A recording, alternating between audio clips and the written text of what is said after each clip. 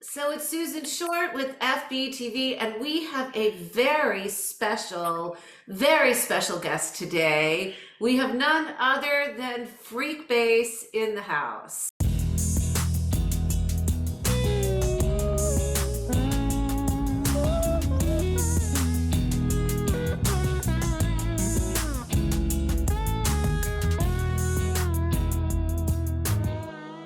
Tell us about your name, Freekbass. Where did that come from? Well, it was actually given to me by funk legend Bootsy Collins. This is like late 90s, early 2000s. I got asked to play on a session, music for a recording that Bootsy was producing and engineering. So it was the first time he met me. And I was at the studio, and to be honest with you, probably I don't think he just met me, so he probably couldn't remember my name real well.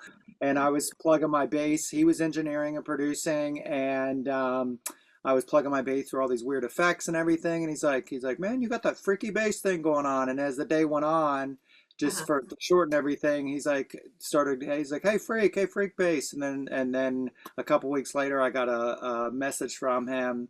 Once we started working together, which we can talk about that in a little bit, but he's like, man, you should just go with that. He's like, that fits you perfectly. So Bootsy's actually the one that gave me the name. Yeah. So tell us about that. That must have been wonderful to collaborate with him. Yeah, I mean, it was, I still sometimes when I look back at it, pinch myself. It's like, in the music community and bass community specifically, he's a hero, and we're both from Cincinnati, and basically, like the Cliff Notes version is how we met. Is there's a singer, his name's Gary Mudbone Cooper, who's pretty amazing himself. He's original Bootsy singer on Rubber Band, Bootsy's band. He was in Parliament Funkadelic with George Clinton.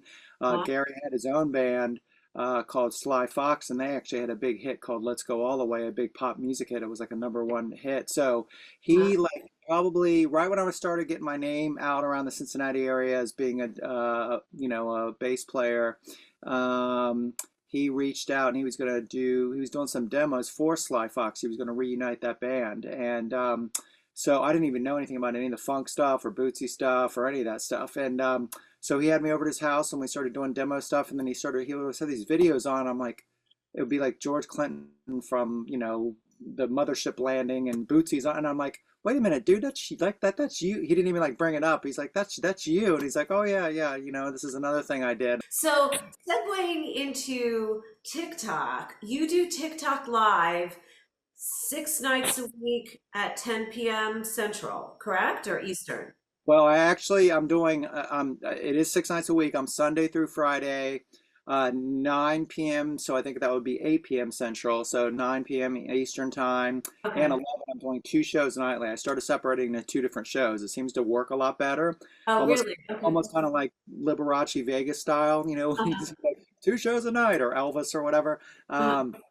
But yeah, so I did one at 9 o'clock and one at 11 o'clock every single night, except for Saturday's the only night I don't do that on. Yeah.